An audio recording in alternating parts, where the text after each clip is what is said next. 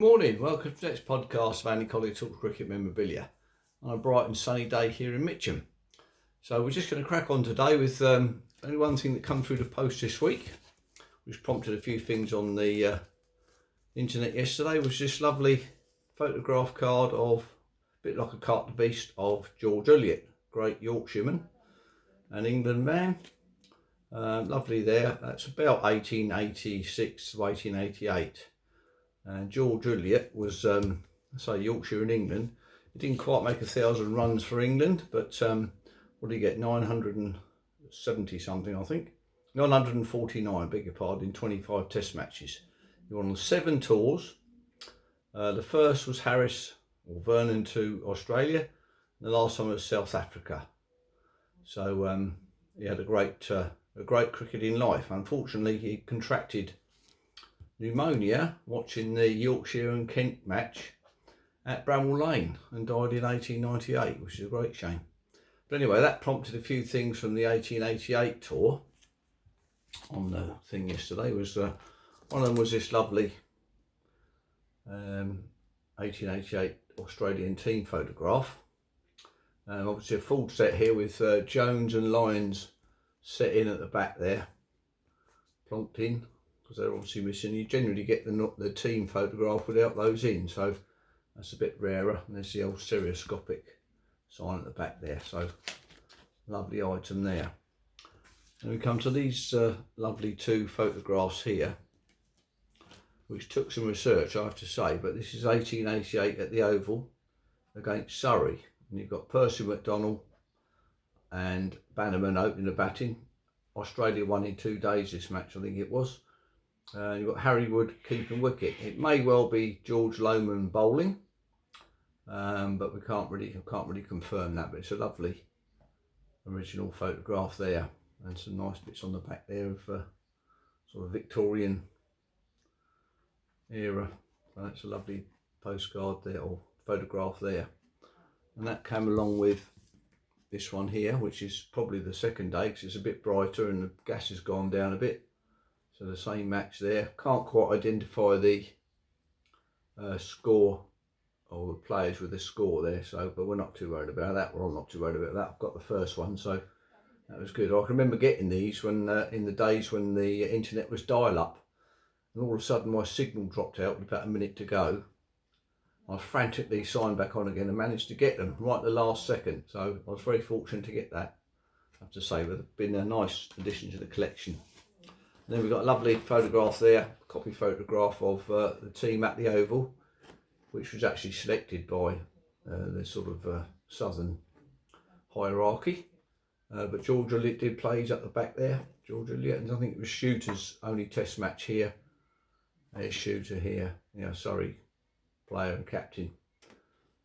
On there you've got Peel, Lohman, Sugg, Eliot, Shooter, Barnes, Grace, Reed, Abel, Briggs and Wood. So that's quite a reasonable side there, and nice photograph. So that was that. So that's 1888. Then yesterday I put on something about the 1891 tour, which W.G. Grace led, of course, which we know, with Lord Sheffield. Got £3,000 for his travels, first class travel, took his wife and kids with him. And this was a lovely, rare photograph here of the team. And I'll put in a, oops, I'll take that off there, look, I'll keep that on there to keep the sun off or anything on. So there's a nice inset signature of Lord Sheffield there. Lovely photograph that, so I haven't seen many of those. But these came from eBay. I can't tell you how long ago, probably 20 years ago probably. And they came with some other photographs which I'll show you now. And that's that one.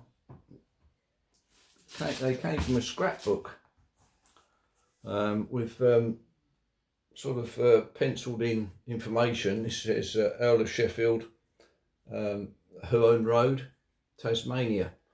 And there's Lord Sheffield going around the Huon Road in his horse-drawn carriage there. He stayed in Tasmania for a while to try and bring back his health, but it doesn't think it worked too well. But anyway, wasn't particularly well manned, Lord Sheffield, at the time.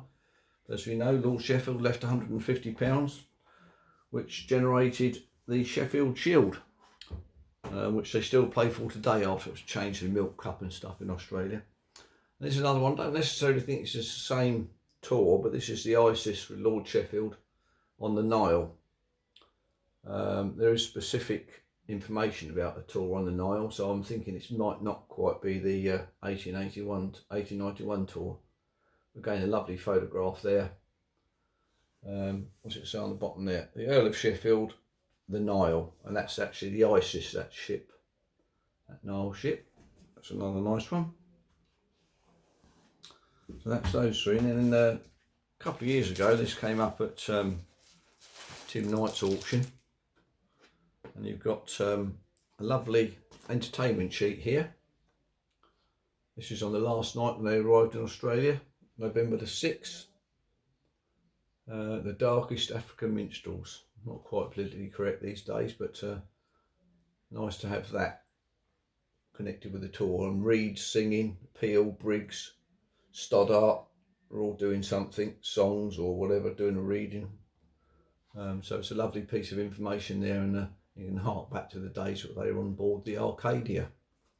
And then there's this lovely, on the other side, this lovely photograph here. This is at Moses Wells, which is somewhere near the pyramids. So it might well be off the same tour. It's advertised as the same tour, but it could well be. So that's another nice image there from the 1891 Lord Sheffield tour. Now I'm just going to go back to last week's one, and I showed the first Test match in England here, which is a lovely thing from the Illustrated London News. But I've been thinking about it.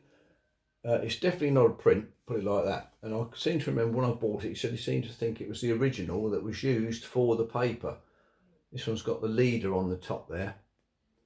So I've got a funny feeling this is a little bit more important than I originally said. But having said that, it's got a line in the middle where you thought the pages would be, but it's definitely not a print. So the verdict is out on that one. So, but it's a lovely thing to have anyway, along with the 1880 tour photograph or print. So that's about it for this week. I hope you enjoyed that. I'm not quite sure what we're going to do next week, but I'm bound to think of something. So hope you enjoyed that this week, and see you on the next one. Cheers.